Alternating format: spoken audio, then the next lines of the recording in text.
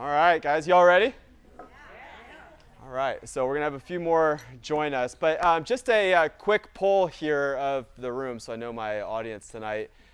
How many of you that are here tonight think or believe you have a gut issue currently right now? Raise your hand if you believe yourself to have a gut issue right now. Okay, now keep your hand raised if you're like, no, buddy, I know I have a gut issue. Keep your Okay, yeah. All right, hands down. Now, how many of you have taken an antibiotic in the last 24 months? Raise your hand. Okay. Hands down. How many of you have ever taken a medication of any kind for something related to the gut? Raise your hand. Okay, excellent. So tonight we are going to go into a deep dive on the microbiome, the gut in general, with my partner in health over here, Macy. We're going to go into a lot of depth into the microbiome and gut in general. I want to say this because, you know, we have, call it an hour to 90 minutes. Technically, it's scheduled for 90 minutes. But oftentimes, it can feel like we're feeding you with a fire hose if we try to fly through things. We really don't want to try to fly through things. But the long tail version of what we're talking about in more in-depth, you can find that in my book, chapter 14, 165, page 165.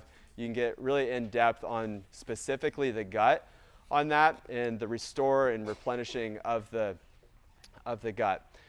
So I'm not going to try to cram everything in. My goal for you tonight is that you leave here empowered with clarity on what to do and also what not to do specifically for the gut. But I don't want to just give you good information and say, yep, that was good information, and it get closed into like a notebook or a binder, and then there's nothing that ever happens with that. The goal is that it wouldn't just be good information, but there would be what? Action and implementation that happens from what we talk about tonight. Does that make sense to you? Because we don't want to just hear more stuff. How many of you have already heard too much stuff when it comes to like social media and the inundation with all of the stuff? There's too much stuff right now.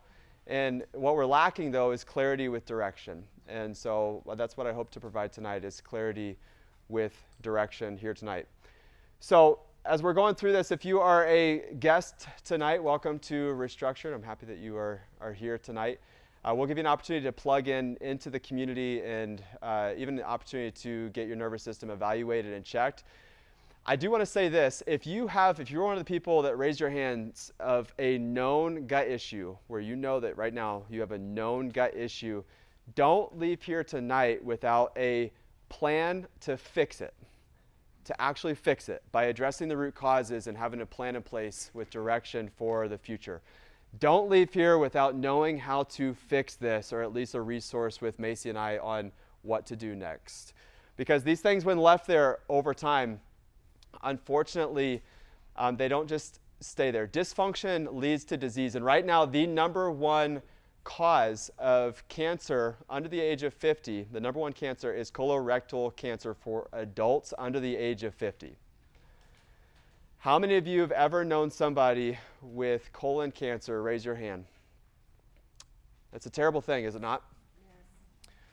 Yes. Yeah. Dysfunction shows up first, then it turns into disease.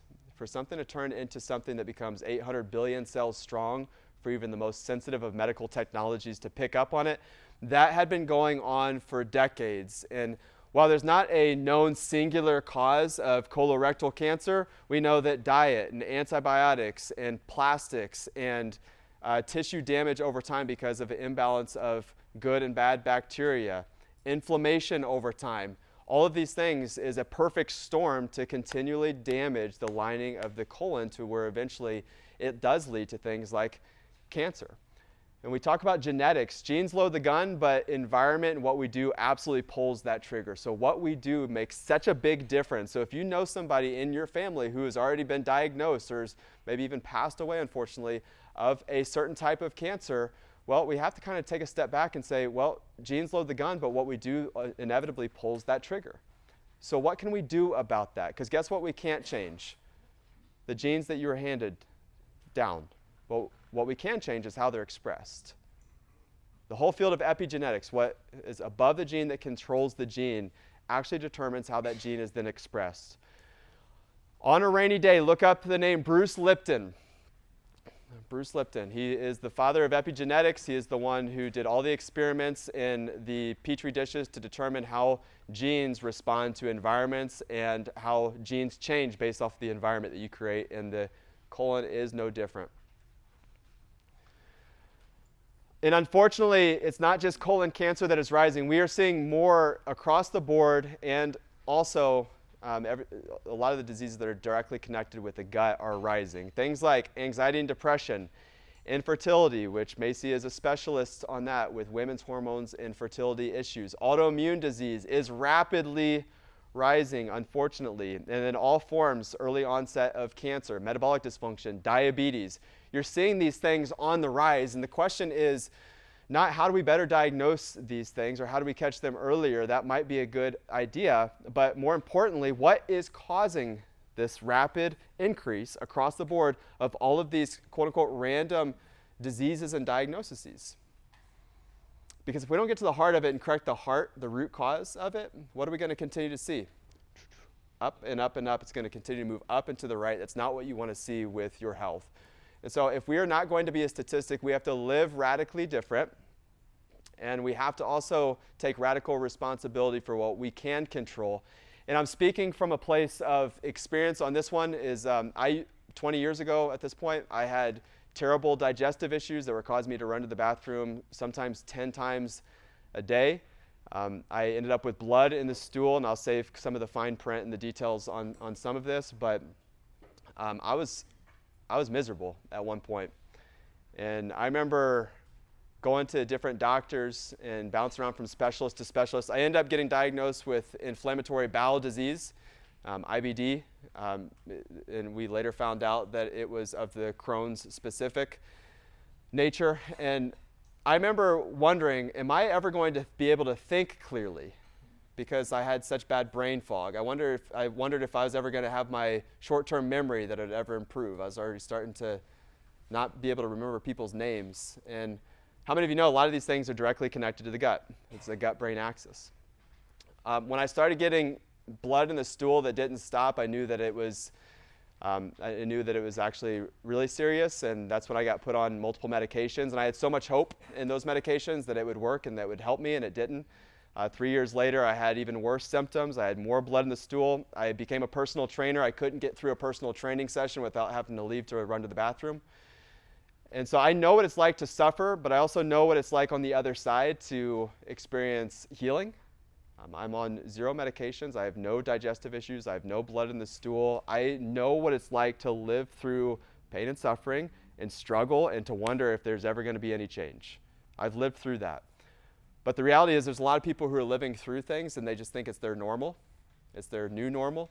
But it doesn't have to be that way. If you have a pulse, if you have air in your lungs and your heart is beating, your body can heal. It actually is healing right now. And so we need to create the right environment to do so. Does that make sense to you? So as we're going through this tonight, the question is, what if all of it is connected? That's not even a question. It's always connected. The question is, what is interfering with the connection? What's interfering with your body's ability to heal, function, and repair, and really for you to live at your absolute best? Because I believe we're designed to heal.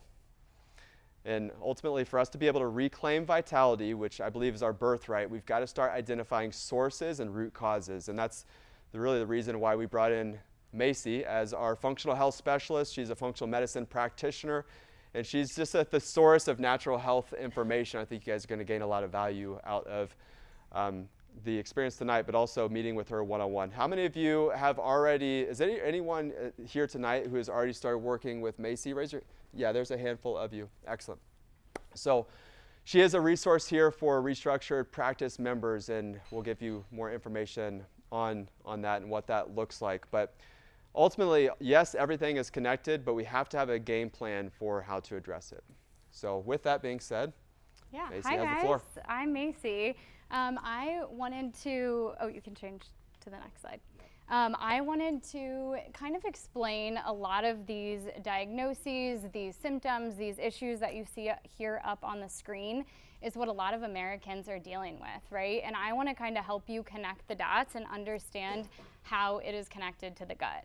So if we start with blood sugar and diabetes, type 2 diabetes starts in the gut with chronic inflammation that then spills over from the gut systemically and basically causes our cells to ignore insulin. That's called insulin resistance. Insulin resistance then leads to type 2 diabetes, but that, you go backwards, right? And that starts in the gut.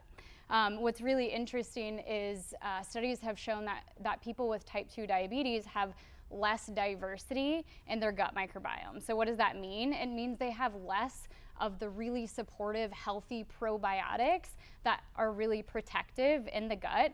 One of those is called Akkermansia. So stick with me here on this, but Akkermansia is one of those probiotics that support metabolism.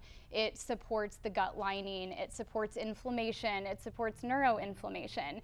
And they have done a lot of studies in the last 10 years on Akkermansia, and they found that people with blood sugar dysregulation, whether that's pre-diabetes or type 2 diabetes or something like PCOS, if you've heard about that, people with blood sugar dysregulation tend to have lower levels of that protective bacteria Akkermansia. So what they did is they repopulated Akkermansia in the gut and they looked at insulin resistance, and they found that giving more Akkermansia, and when it got better in the gut, they found that it improved insulin resistance by 30%. So if we're comparing that to the famous diabetes drug that people, get handed when they walk through the door with diabetes is metformin. If anyone's heard of metformin, been on it, currently on it, or know someone on it, metformin has been shown to improve insulin resistance by only 23% compared to the probiotic Akkermansia by 30%. We also know, if you've been on it or know someone on it, you probably know that it comes with a lot of side effects, right? And a lot of the side effects happen to be in the gut. A lot of gas, bloating, and diarrhea can come from that.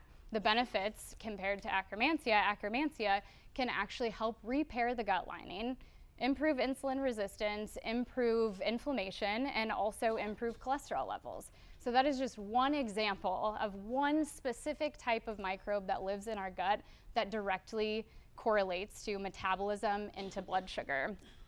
Fertility and hormones is another one. So again, this is one of my big wheelhouses. I am really interested in fertility and hormones, and I have a private practice that is based around fertility and hormones. And every single fertility client I work with goes through gut work because it is so connected. It is the end place, the last step of hormone metabolism. So when we're thinking about hormones, we make them, we use them, and then we have to get them out of the body. How we get them out of the body is through the gut. And so if the gut is leaky or damaged or inflamed and just not working well, we can actually recirculate old toxic hormones back into circulation, and then we get hormone imbalance, right? We also know that very specific inflammation that comes from the gut directly impacts ovulation, fertilization, implantation, and the growth of an embryo. So the gut is a no-brainer, which is why everyone in my practice is going to do some gut work there. Weight and metabolism. So I kind of correlated this a little bit with when I talked about diabetes, but one thing I want to say here that I tell everybody is cravings. Does anyone have cravings, or has anyone ever struggled with cravings before? Okay, so cravings are not a matter of willpower, ever. They're actually, what's super interesting is when we have some bad microbes in the gut, they can signal to the brain for us to crave things that they want. Bad microbes love to thrive off of processed food and sugars. So they are able to change your taste buds to crave sugar. So if someone has issues with cravings, you have to work on blood sugar regulation and your gut, and they will go away. Absolutely fact. We can get rid of cravings. They aren't just about our decision making. It's very influenced. And then we look at immunity and autoimmunity. So Dr. Wilson alluded to earlier that immunity has so much to do with our gut. In fact, 75% of our body's entire immune system lives in the gut. The gut is the largest immune organ. So it is really highly tied to autoimmunity because if you think about, I'm going to talk about this a few times during this conversation, but if you think about the gut, we have something called a gut lining. Imagine that as a wall. The wall is protecting everything on the inside world from everything on the outside world. When that wall gets damaged, we can have something called leaky gut. Have you guys ever heard of leaky gut before? Yes. Okay, almost everyone's nodding yes. So leaky gut is when that wall gets damaged. When that wall gets damaged, things are allowed to fall through. What happens is this is only one cell layer thick protective wall protecting the inside world from the outside world. Right beneath it is our bloodstream, and that's where our immune system is as well. And so imagine someone has a leaky, inflamed gut over time, and we are sending things through that leaky gut lining into the bloodstream, like toxins that we're exposed to, bacteria, pathogens, parasites, bad things that shouldn't be there. Well, our immune system is there because what it's doing is protecting us, right? It's that first line defense, and it's going to put up a fight. It's going to fight against these things that shouldn't be here. Over time, insult to injury, we start attacking our own cells. That's autoimmunity. So virtually all autoimmune conditions have roots in the gut. Brain health. So 90% of serotonin is our mood stabilizer, is actually made in the gut, along with many other neurotransmitters. So when the gut is off, the brain certainly feels it. There was an interesting study where they took depressed humans and took a sample of their gut microbiome and put it into healthy rodents, and every single time they were able to induce depression by just taking a sample of their gut microbiome and putting it into these rodents. So there is a big direct correlation when it comes to brain health, which we're going to continue to talk about next. Yeah, so part of what I think we all need to realize and hear is not just that the gut is connected, but it's a driver of many of the things that we fear. Like if any of you have ever known somebody with dementia type disorders or brain health issues, and you've seen how that looks, I would say there's no one wants that. No one wants that for their family. No one wants that for themselves. And when I meet with people, a lot of times they say things like, when we're talking about their health goals, they'll say, I have a difficult time identifying what my goals are, but I do know what I don't want. I don't want to end up like my dad, who ended up not remembering my name at the end of his life. Or I don't want to end up like my grandmother, who I saw that the last 10 years were miserable. We got to recognize that the driver of a lot of this actually begins in the gut, not the brain. So when we talk about the most important organ, and we always say the brain, spine, and nervous system, that these are the most important systems. Well, the gut has a direct impact on that through the gut-brain axis. These things on the slide here, to Dr. Wilson's point, so inflammation doesn't just stay in the gut, but prevention does start there. When I see these three diagnoses on the board, I think back to my childhood when my dad would tell me that his worst fear in life was developing one of these conditions because his father had Parkinson's and passed away, and his mom had dementia. And he was really scared, and he always told me, it runs in our family. It runs in our family. And I was like, oh man, well, you're next, and then I'm after you, right? That's what I thought until I learned better. Research shows that these three and a lot of neuroinflammatory or neurodegenerative diseases start in the gut. We've proved this over and over again. One really interesting one is Parkinson's. They found that the fold protein that starts in the gut for Parkinson's disease travels up the vagus nerve and into the brain, and this can happen 20 to 30 years before that person ever gets a symptom of Parkinson's disease.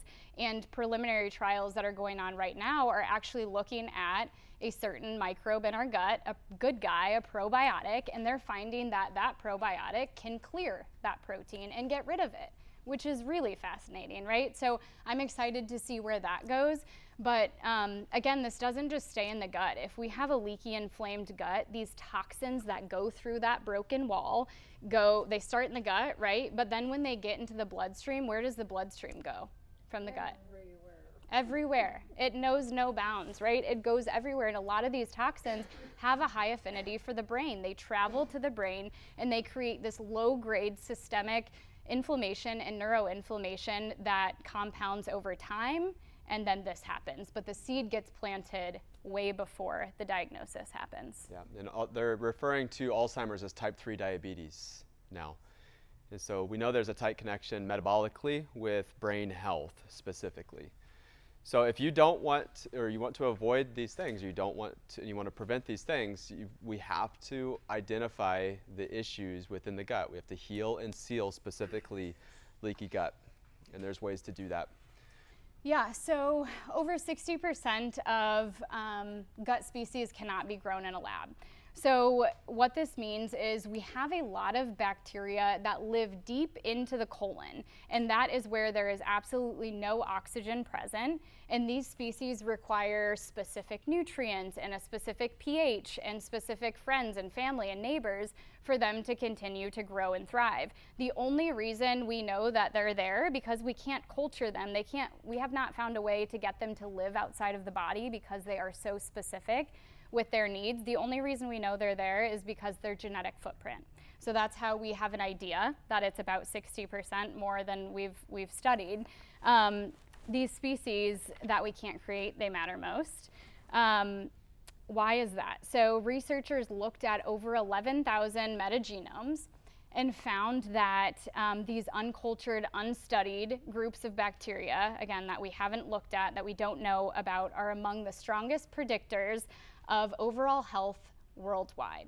And they looked at over 39 countries and again 11,000 different samples here. So what does this mean? What does that, and what can we do with that information? Well, the biggest takeaway from that is one thing that is the utmost importance is a varied food by God diet. Why is that? Because we can feed the masses with that. So fiber and colorful produce, fruits and vegetables that contain fiber are the food source for all the good guys, all the living organisms in our gut, even the ones we don't know about. Does that make sense so far? Okay. What was also interesting is that this group studied that was considered the healthy group that had an abundance of these bacteria in their gut. They also lived closer to animals. They spent more time outside in and amongst soil. They had less antibiotic exposures, and they ate more whole foods. Is that surprising to anyone? No, right? Another fun fact is that the human body is made up of 38 trillion bacteria cells and only 30 trillion human cells, which means we are more bacterial than we are human. So we're made up of microbes. That's crazy, right? And so it's going to be really important that we interact with other microbes in the diet, because these organisms, they control everything. They control how we think, our mood, our memory, our genes, our weight, our hormones. They're so impactful to everything that we do. And we did used to coexist with nature, right? We spent more time outside sleeping on the ground or taking our shoes off and grounding in the grass. And we were able to coexist with the microbes in nature. And just one teeny tiny teaspoon of soil contains 1 billion bacteria. That's really important. The same is true for the bark on trees and the leaves, right, on the trees. And we just don't do that anymore. We've changed our environment to be very sterile, right? We use products like bleach and antimicrobial wipes and hand sanitizer and antimicrobial hand soaps. We're trying to get rid of these microbes, and the equivalent of that is like taking an antibiotic, right? An antibiotic is like a gut bomb. It's gonna get rid of all the bad guys, but it's also gonna get rid of all the good guys as well. And that is what we do when we're cleaning our houses and sterilizing everything. We're getting rid of the bad microbes, but at the expense of the good guys, and we need those to be able to live and thrive. And when we Lysol everything and antimicrobial everything and sterilize everything, we actually create a toxic environment inside our household. So our indoor environment is 7 to 10 times more toxic than our outdoor environment. We recently had a test done of our home, somebody to come in to do all the testing of the air, water, and EMFs in our home. And thankfully, it all tested out well, because we built the home 5 years ago with all of these things in mind. But the person who tested said this is very rare that we have a good condition, like a good healthy conditions inside of the home, because most of the homes that we test has all of these extra particles that are in them because of the toxins that are in the house.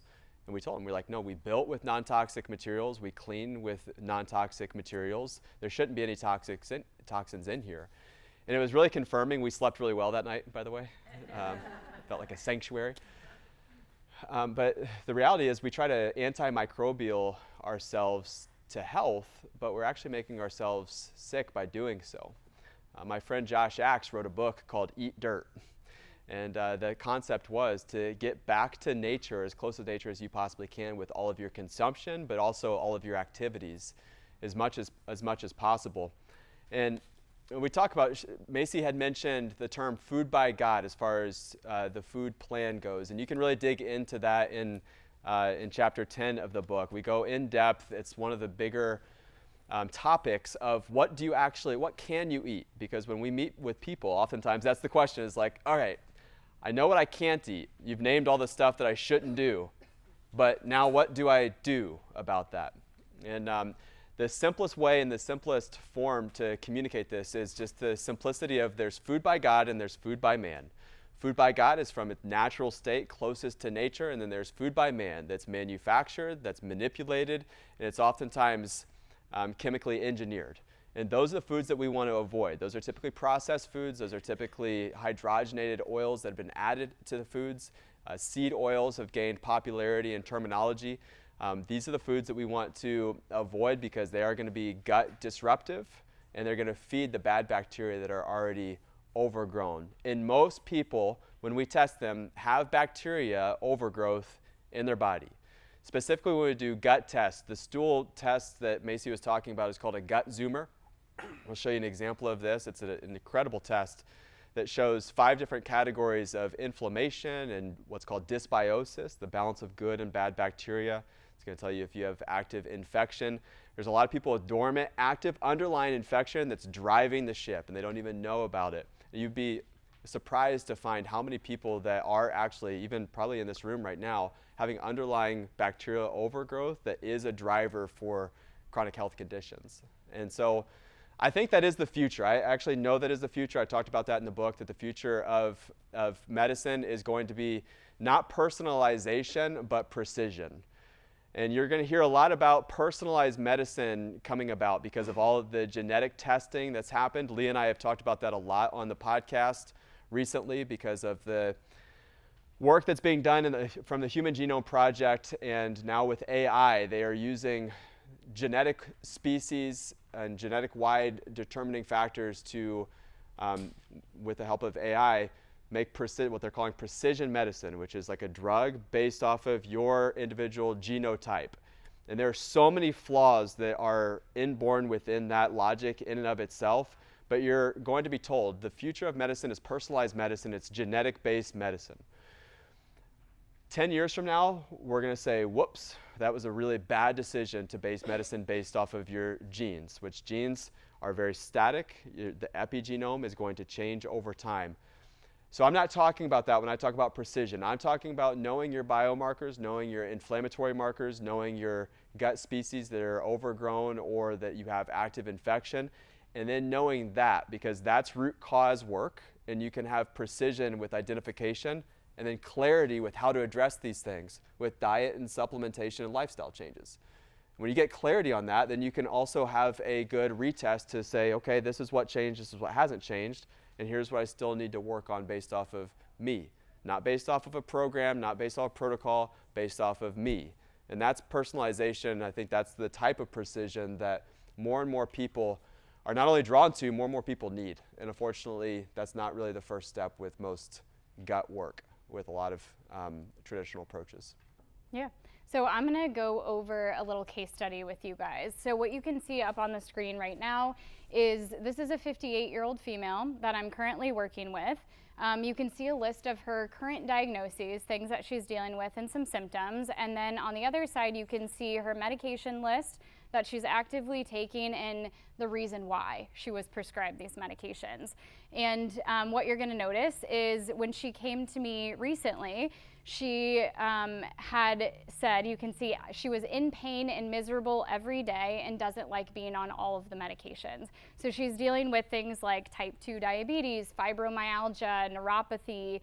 She's a breast cancer survivor. She has depression, obesity, restless leg syndrome, chronic constipation, high cholesterol, hypertension, insomnia, obstructive sleep apnea, chronic hives. She had her gallbladder removed over a decade ago, and she's had to use antibiotics recurrently. So what does this set the stage for? Well, she came to me, and the first thing I thought when I listened to her was she has gone down the conventional medicine funnel, right?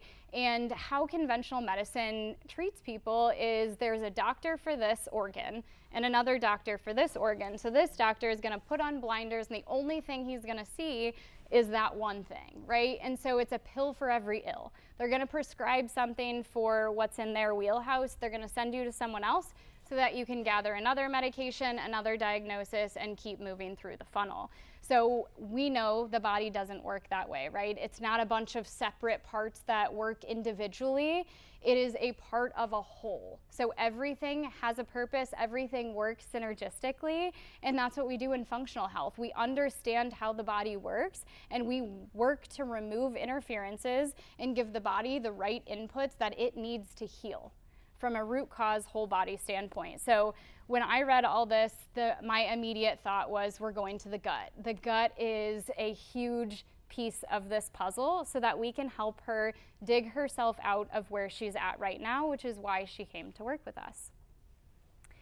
So what you'll see here is, this is one page of the Gut Zoomer test, and this is an image of a gut lining. So this is kind of what I was talking about earlier. You'll see on the left-hand side here, this is a nice, healthy gut lining where you can see those little cells are tightly knit together. This is the wall, right, protecting everything that's in light pink, which is the bloodstream. If you look at the bottom of that, those are all immune cells. So this is where the immune system lives. That's a nice healthy gut. If you look on the right-hand side, you'll see that that looks red and irritated and inflamed. That is what we call a leaky gut. You can see those big gaps right there. Leaky gut. Anything can fall through there. So things that can be toxins, it can be pathogens, bacteria, parasites, or it can be things like undigested food particles that are too big and should not be in your bloodstream. So when it gets into your bloodstream, again, your immune system mounts an immune response and attacks because it's not supposed to be there. So what we found for her is that she had pretty significant leaky gut. This marker that I put here, it's called zonulin. I think of this as kind of like how wide is the gate? How open is this gate? Well, that's pretty far open, right? So she is dealing with a lot of inflammation, which you could see on top. We won't go deep into that, but she does have multiple inflammatory markers. And so what's happening with her leaky gut? It's the catalyst. It's been around for a long time, but it's perpetuating all of her symptoms. It's perpetuating the disease states, and it's also impacting how she's absorbing and utilizing medications and, again, foods, and constantly keeping this upregulated state of inflammation. How many of you know somebody with allergies? Raise your hand. Yeah. So did you know that allergies at the root are leakiness of the gut? There's a product called serum IgG that helps to coat the mucosal lining to protect that and to help to heal and seal that over time. There's so many people who just get on that alone, and all of a sudden they notice that their allergies and symptoms of allergies improve over time. It's because they're addressing the underlying leakiness of the gut. You might have also heard parasites. That word has gotten to be more popular recently, and parasites being connected to all kinds of health issues. But if someone gives you an anti-parasitical or does an herbal anti-parasitical and is not addressing the underlying leakiness of the gut, you're going to get those reoccurrence of parasites. It has to be addressed from a top-down approach, again, or we're going to get reoccurrence over time. And it's not just one product that can do it. It's an elimination and a stepwise process that's going to help with that. But you'll see on these the allergies, parasites, bacteria overgrowth, a lot of these things are initiated in the gut. So I put some of her Gut Zoomer findings on here. So what you'll see is just a really tiny amount of actually what we saw. The exact markers don't matter a whole lot to you right now, but I put them next to kind of what's going on so we can help understand why she did a gut zoomer and what it's actually telling us about what she's dealing with. So you'll see at the top it says, I'm talking about all her diagnoses and connecting it to what we saw. So type 2 diabetes and obesity. So we obviously found that she has a leaky gut, right? And I talked about earlier that a leaky gut and inflammation from the gut cause type 2 diabetes and impact our metabolism. So that makes sense. Fibromyalgia and nerve pain. Oh, and also that little marker up there at the top. She has low levels of those protective species that are going to help with metabolism and with blood sugar regulation. The fibromyalgia and nerve pain. So that little cluster of markers right there is basically showing that she has no anti-inflammatory break on pain. And she's dealing with a lot of that, right? So there's a compound that's made in her gut that is accelerating her neuropathy and actually causing nerve damage. So it's cyclic, it's making everything worse. She's in a hypersensitivity state, and that is making, again, the pain worse and the nerve damage worse as well. Depression, insomnia, restless leg. What you might see right next to that is serotonin. I talked earlier about serotonin as our mood stabilizer, and 90% of it's made in the gut. Well, you can see hers is really high. So do you think that because it's a mood stabilizer and it's really high, it means that her mood is extra stable? No, right? It has the opposite effect. So basically the antidepressant that she's taking is fighting an uphill battle against a gut that's not working in her favor. Chronic hives. You can see her histamine level is high, and she has a lot of histamine producers. Histamine, we've all heard of antihistamines, right? And Dr. Wilson was just talking about allergies. So a lot of those symptoms of allergies come from having a lot of histamine. So does hives, so does your itchy, watery eyes, sometimes brain fog and headaches. That's too much histamine. Is the answer to take a Claritin and an antihistamine to make the histamine go away? No, right? So that is gonna be a Band-Aid solution. It's gonna help with symptoms because it's decreasing histamine, but what's causing the histamine is the gut. So the gut is the core of allergies and is the core of histamine. Hypertension and heart rhythm issues is something she struggles with. She has gut bacteria that are producing a compound that actually spikes blood pressure and negatively interacts with one of the medications she's taking and can possibly cause a very scary symptomatic episode of really high blood pressure. But no one knows because no one asked and no one tested until now. We also know that because of her leaky gut, those toxins are damaging the endothelial layer, so the vasculature of her cardiovascular health, and it also directly increases cholesterol. She has high cholesterol, so that all checks out, right? Constipation and a lot of catastrophic bowel episodes and pain. So she will be stuck in the bathroom for a whole night because of how much pain that she's dealing with. We found basically a toxic gas-producing bacteria that causes cramping, diarrhea, nausea, and vomiting. That also checks out. We also saw that there's a lot of fat in her stool, which means she lost her gallbladder 16 years ago, and her unaddressed fat malabsorption is still happening and causing a lot of symptoms for her that can look like pain, gas, bloating, vomiting, nausea, diarrhea. All of that can contribute. So her body hasn't caught up because it didn't have the right support when she lost her gallbladder.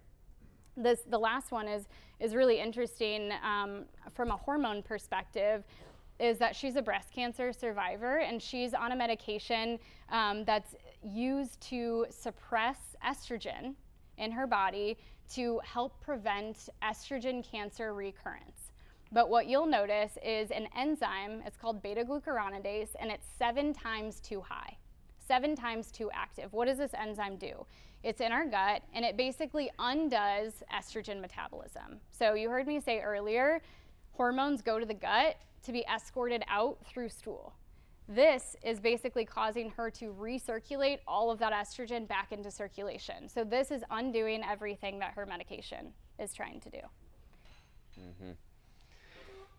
So one of the most common questions that we get is, if this is all true, why has my doctor never told me about any of this? Why hasn't my doctor addressed the gut? Why is this not a thing? And I have lots of friends in the medical community. We have conversations about this on a regular. And here's the reality is that the medical community is not acknowledging this. They acknowledge that this is true. They acknowledge the microbiome is real, that it's a driver of most chronic diseases. What they tell me is that, Nick, this is all good and great, but my patients are never going to do the things that you're talking about doing. They're never going to change their lifestyle. They're never going to change their supplements. They're not going to change their behaviors. And so most people just want a quick fix. My response is at least give them a chance. That's my response, is that they need the education, they need the understanding, of what they choose to do with that is up to them. But we're not them, and we know better, right? So we know better, and when you know better, you can do better. And the reason why most approaches fail to ever cure is because that's not really the goal, is it? The goal is management. When you get diagnosed with diabetes, how long are you expected to take your diabetes medications? For the rest of your life. When you get put on high blood pressure medication, how long are you expected to treat high blood pressure? The rest of your life. How about cholesterol? The rest of your life. And so if that's the case, we need to then think about that. If that approach was working, we'd be the healthiest country on the planet, wouldn't we?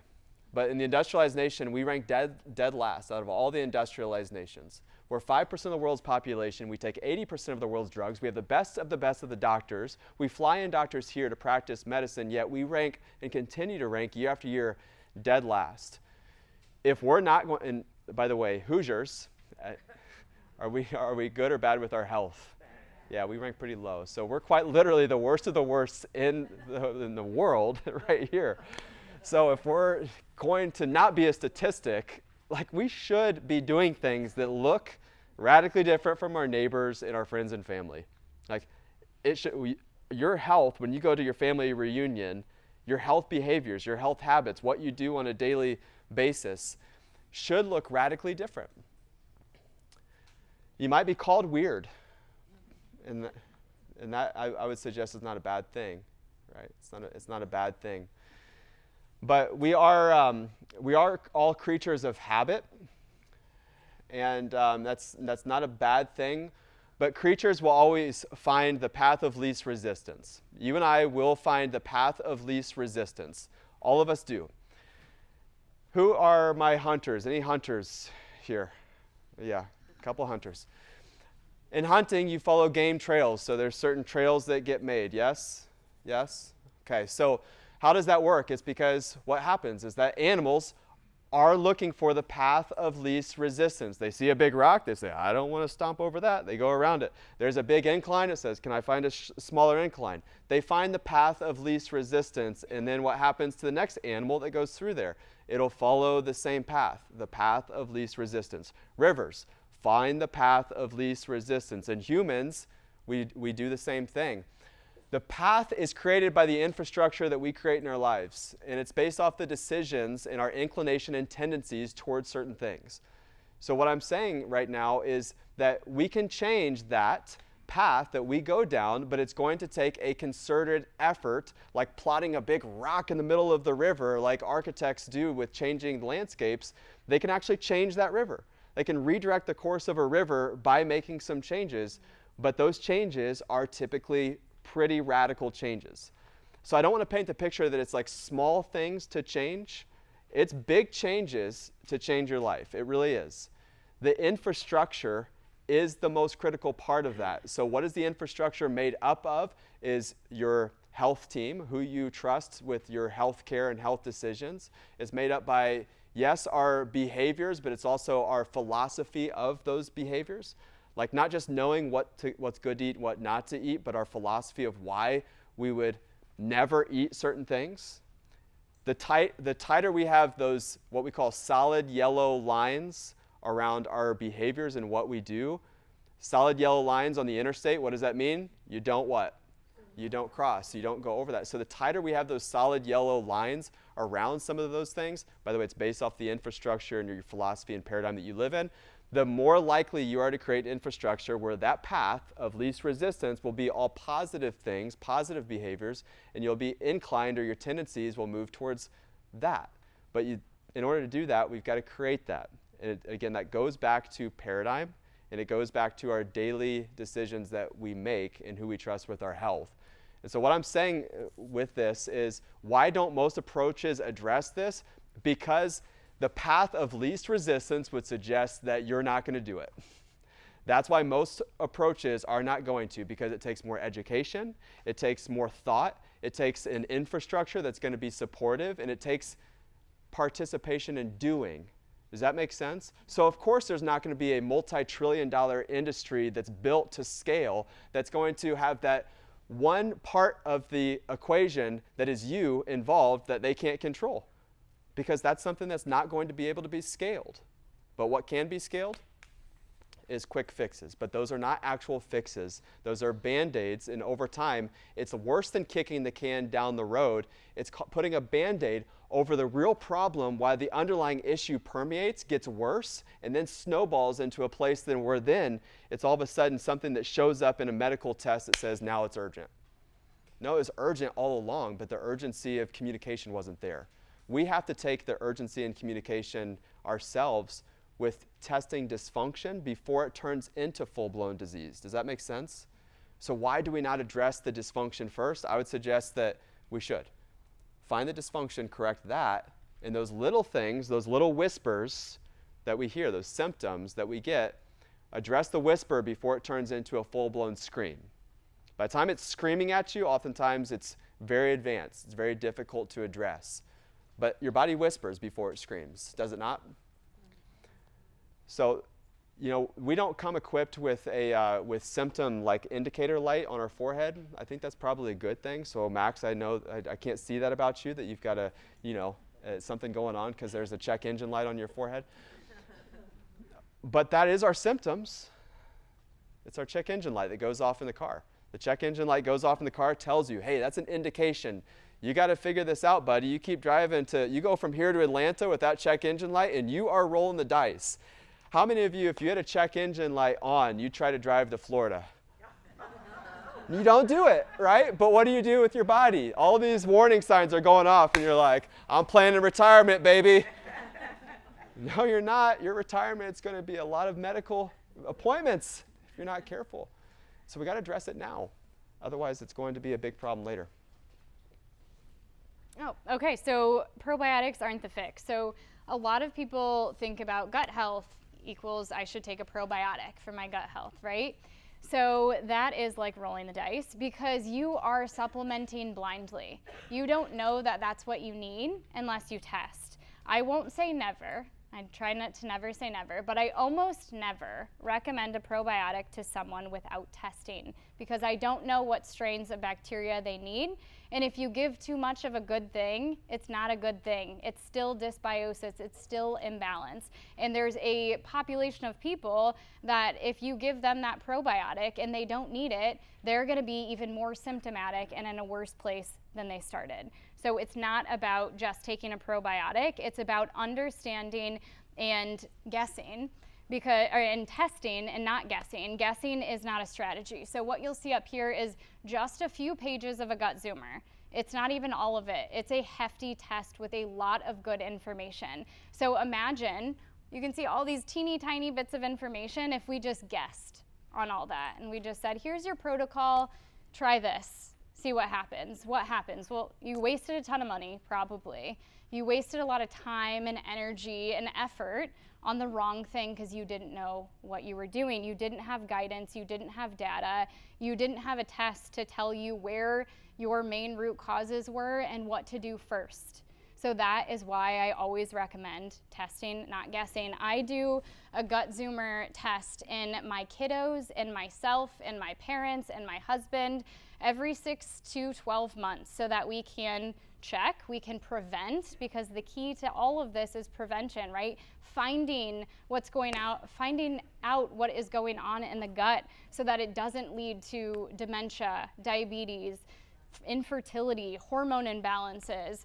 I have seen in my family when we redo these gut tests, they always get better. which is really nice, right? But the first ones weren't that great.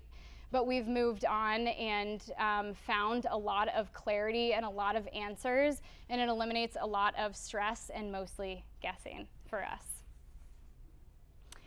Pre, pro, and postbiotics. Raise your hand if you've ever heard of prebiotics.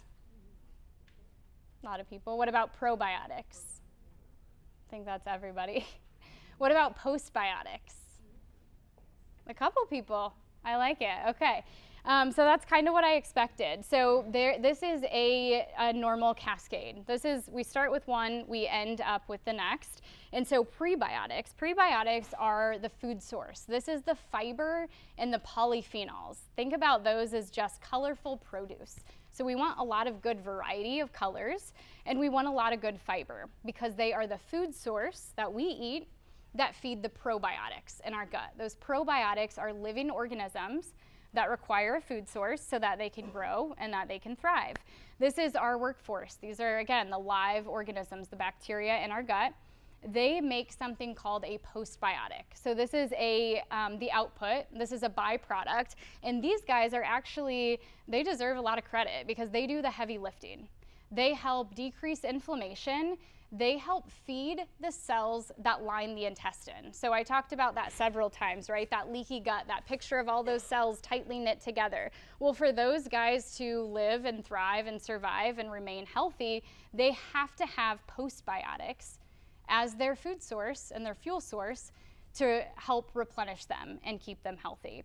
So postbiotics are a really big deal, but we can't make enough postbiotics unless we have enough probiotics, and we can't make enough of those unless we have prebiotics. The way I like to think about this in my head so it makes sense is kind of like a garden. So I imagine that the prebiotics, the food source, is the soil and the water that are going to feed the flower. That's the living organism, the probiotics, and the flower is going to put off nectar and pollen. It's going to feed the pollinators, and they're going to help reestablish, regenerate, and repopulate the garden, right? So it's a pretty simple concept, but something not a lot of people know about. But is really important. And on a gut zoomer, we can actually measure probiotics and we can also measure postbiotics. So this gives us really good insight into that conversion and how healthy that gut lining is and where that breakdown is. These are part of our supplement bundle today. So we have fiber MGP and serum IgG powder. Dr. Wilson talked about serum IgG powder earlier when he was talking about allergies and coating that gut lining. So let's talk about that guy first. So serum IgG powder is a blend of immunoglobulins. And this product is a part of 99, I'm never going to say always or never, 99% of my gut protocols because it is so imperative to the foundation of a healthy gut. It is going to help feed the gut lining, protect, heal, and seal that gut lining to help heal from and prevent leaky gut. But it's also going to help build up our immune army. So again, our immune system lives in the gut, right? That little army that's fighting for us. And this product is going to really help support that immune system. So that's a foundational one. And then we have the Fiber MGP. Fiber MGP is a blend of prebiotics, right? Prebiotic fibers. And they have specifically formulated that to target certain gut bugs like Akkermansia. If you guys remember me talking about Akkermansia and how imperative it is to blood sugar regulation and inflammation, this guy helps directly feed Akkermansia. And it also feeds the masses. So that's what we want. That's when we're thinking about total gut health. We want to make sure to feed all the good guys. And so fiber MGP and fiber in general is a really good way to do that. When it comes to fiber, our needs, you'll actually see this, if you guys haven't seen it already, in your packet, you'll see a gut health worksheet. And on it tells you the foundation, or fiber, the foundation, the requirements for men and women. So you can see we need about 30 grams at minimum of fiber a day, and most Americans only get 10, which is not very surprising, but true and unfortunate because if we don't have the prebiotics, remember, we can't do the rest. We can't have a healthy gut. And this is a product that can kind of help fill that, bridge that gap and get you to that goal while you're working on having a more wholesome food by God diet and building up your fiber naturally. How much more important would you say fiber is than probiotics? Tenfold. Yeah. And so a lot of people think probiotics with gut, but fiber is so much more stinking important. And most people get a factor of 3-fold less than what they should. So the conveyor belt, again, I like to make things make sense in my head. So I imagine our GI tract like a manufacturing plant, and that all these organs and systems have a seat at the table on the assembly line. And everything has to go step by step, right? So the mouth is required to break down mechanically our food. We don't do a really good job at this most of the time, right? Is slowing down and chewing our food thoroughly. That's what the mouth is supposed to do. Then it goes into the stomach where we make stomach acid and we break down protein. And then it goes to the small intestine where we extract all the good vitamins and minerals from the foods that we're eating into the large intestine so we can extract water and electrolytes from the foods we're eating. The workforce, the people that sit in the chairs that do this, are the microbes in our gut.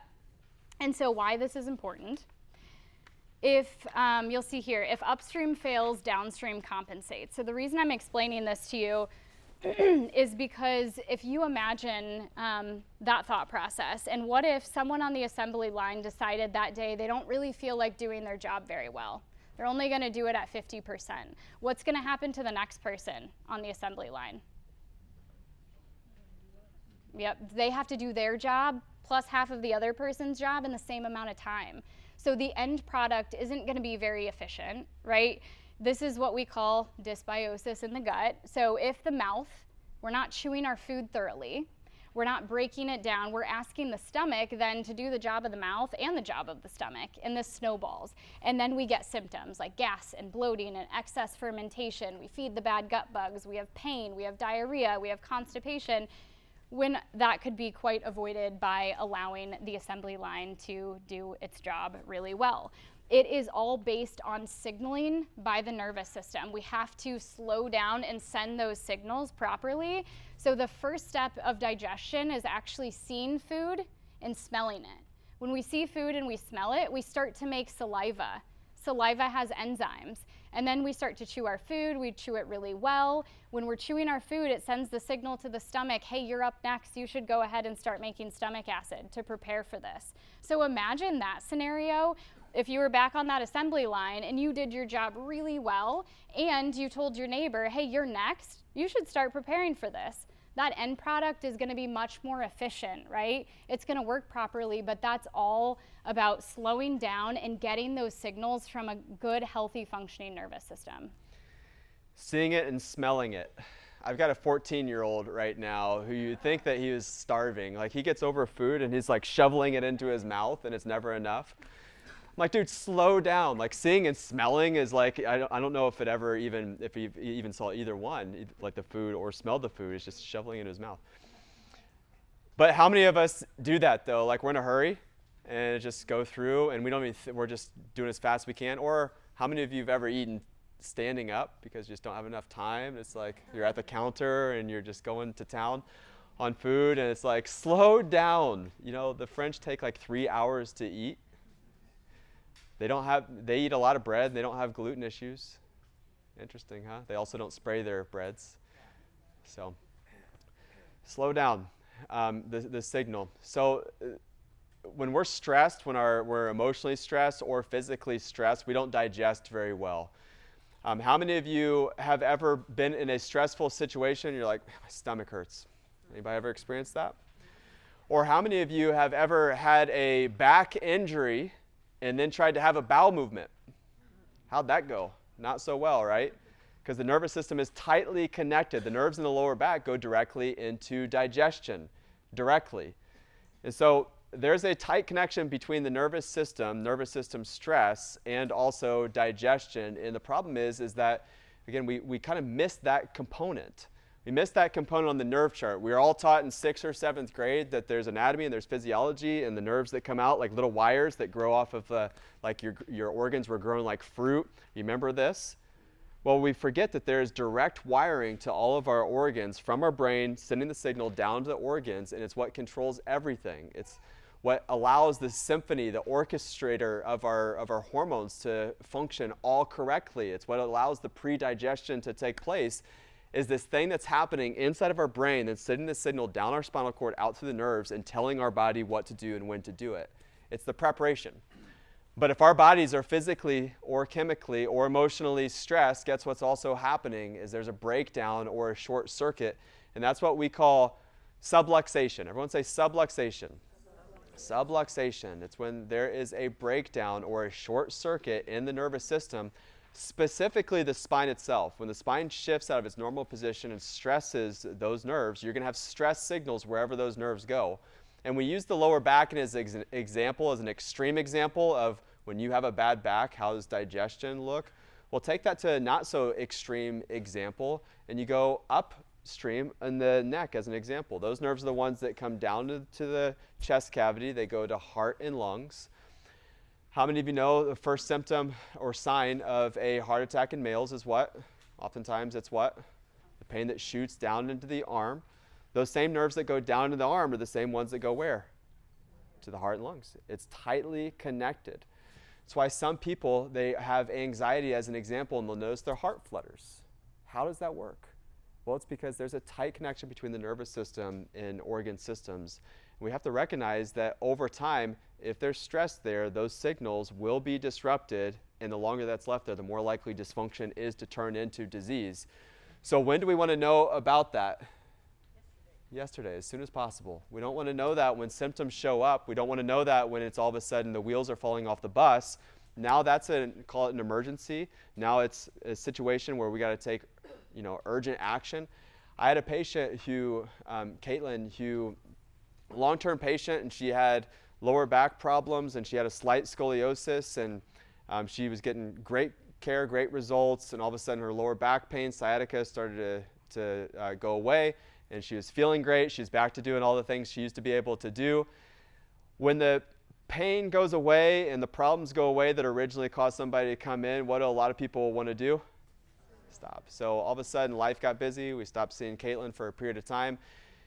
6 months later, all of a sudden, she's doing something, normal activity. Her back feels like it went out. She comes back in, take re-x-rays, and her scoliosis that had reduced, had gotten better, all of a sudden is back to worse than it was before when she first got started. And now all of a sudden, she's got a disc involved, and we're recommending higher levels of care. We're recommending more frequent care, and she's almost back to where she started. It wasn't as intense.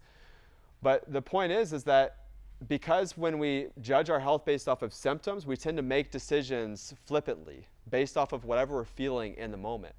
We've got to think beyond symptoms. Symptoms are the last thing to show up, sometimes the first thing to leave.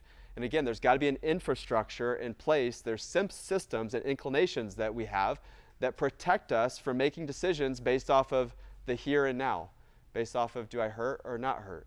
Do I feel good or not feel good? There's lots of reasons why someone can feel good or not feel good. In a given day, you could wake up and not feel good, and it has nothing to do with your health necessarily. It has a lot of other factors that are going in there. But if we make those decisions, and we're taught that health is all about how we feel, what are we going to take when we don't feel good? Some type of what? Medicine, some type of pill. When you get a headache, what are you taught to take? Some type of medication so we can feel better, but the underlying cause of that headache is still going to be there. And so we have to step out of that system of symptom management and have a system in place. So nervous system first. Why? Because the hierarchy. So when we talk about order of healing and order of care, it's nervous system first. Optimize the nervous system as best as it possibly can be optimized.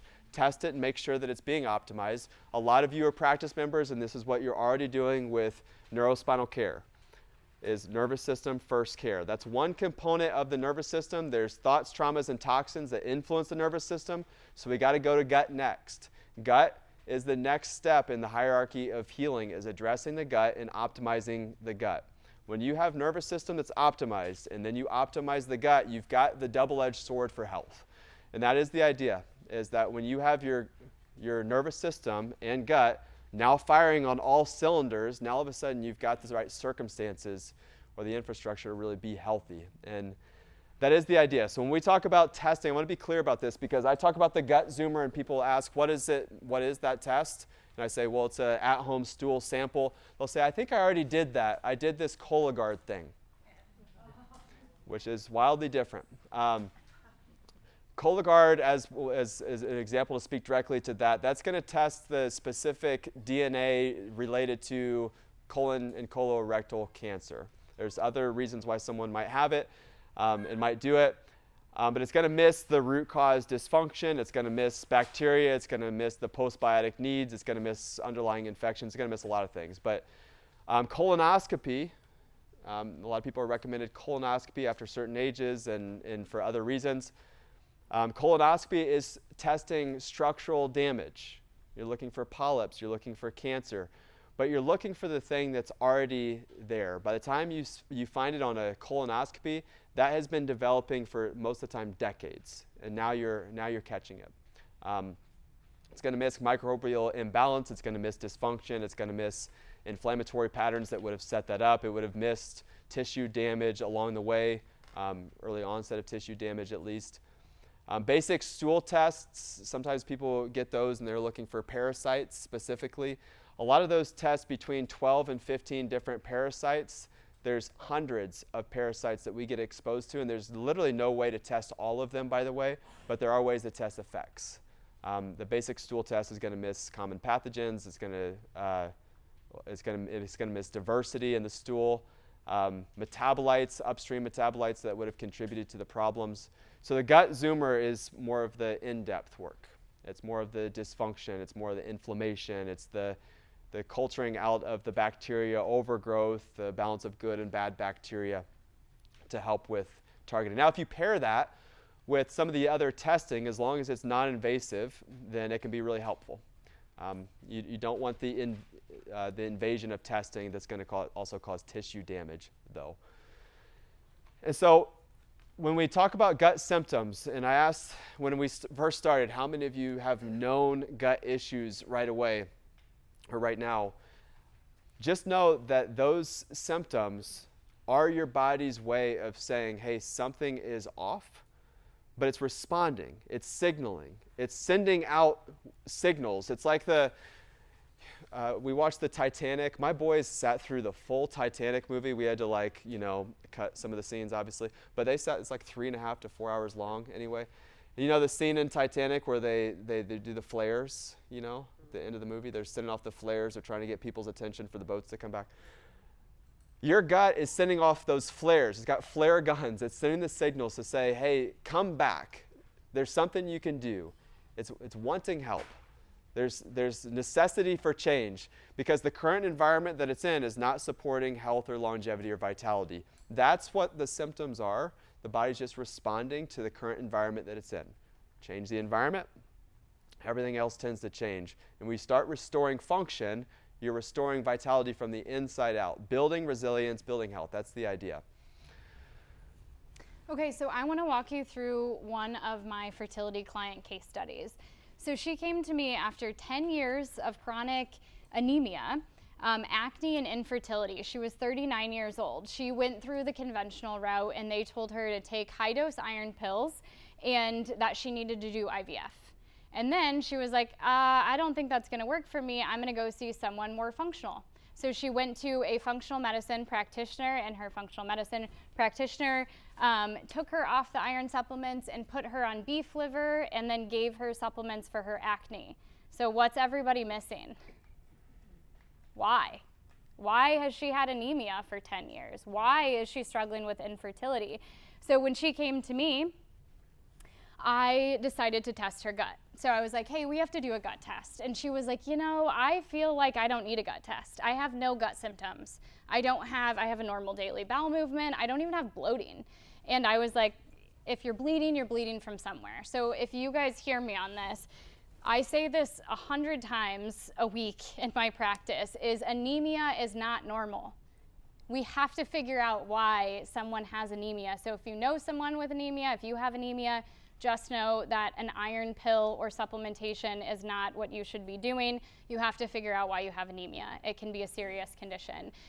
So I convinced her to do a gut test. We did it. And what we found there is that she had significant bleeding and that she couldn't see in her stool. She's like, I never see blood in my stool, and a ton of inflammation. It was so bad that I sent her to a GI doctor for a scope because we were really concerned.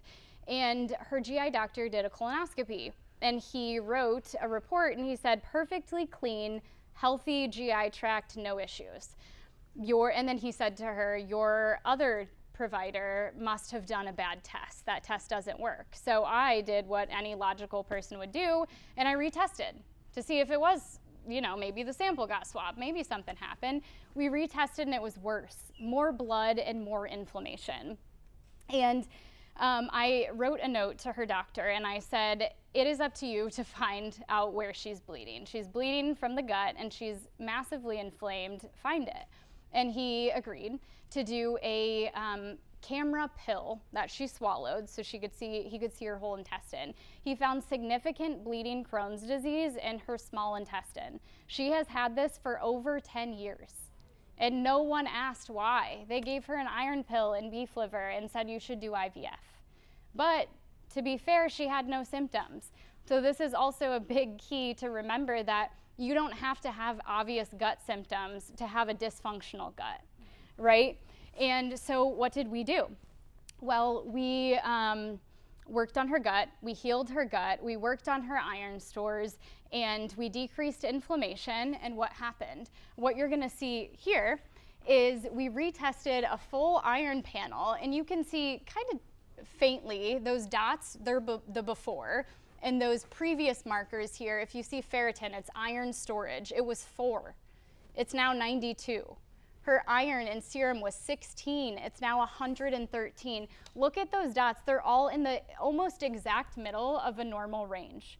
She has perfect iron studies, and she hasn't seen this in 10 years. And all we did is do a gut test and heal the gut. And we corrected 10 years of chronic anemia.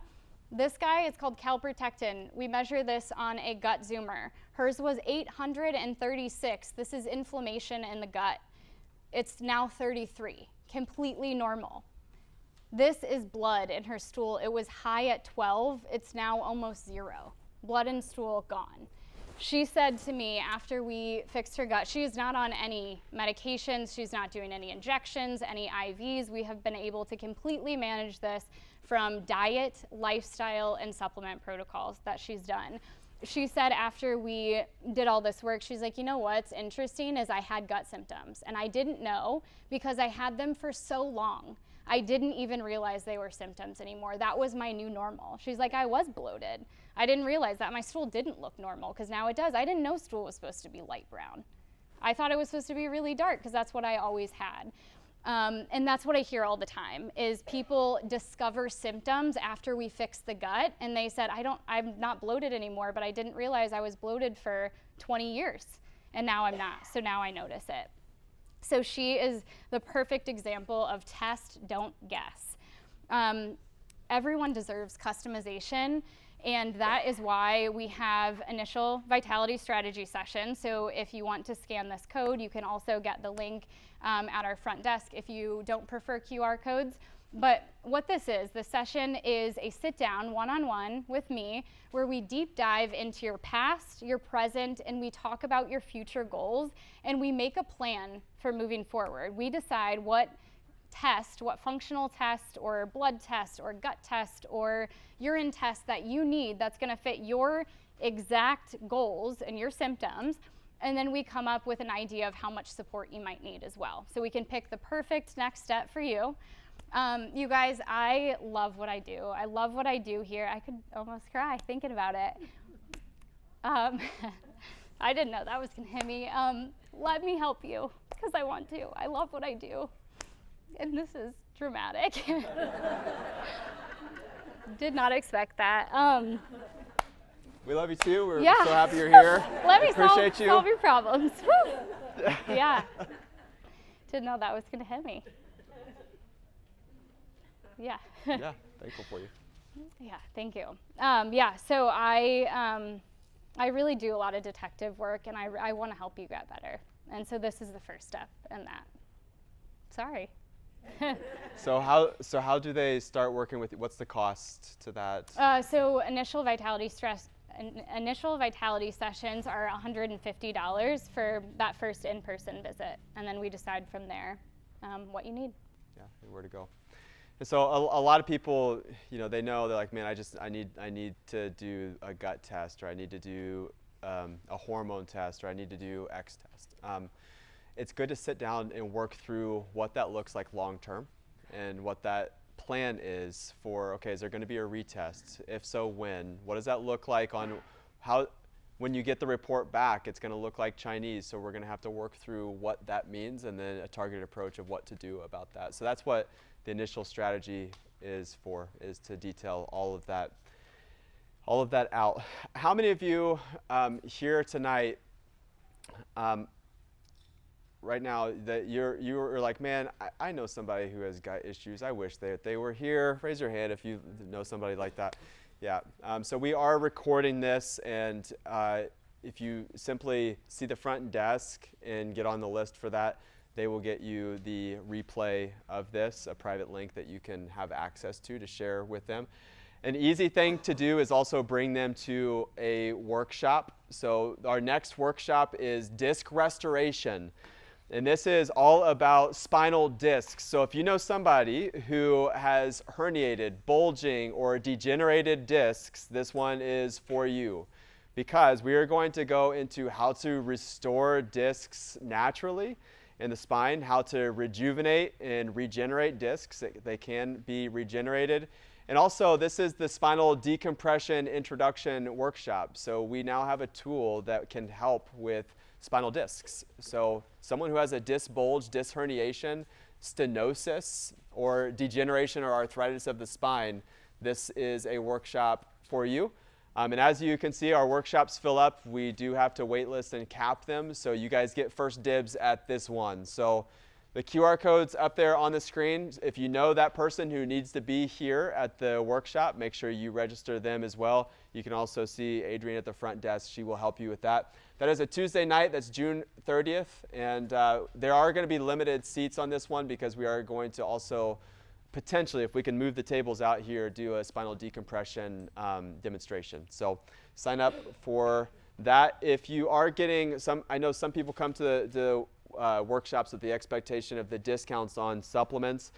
There's a 20% discount on the bundle tonight. And then what's the percentage off of the rest?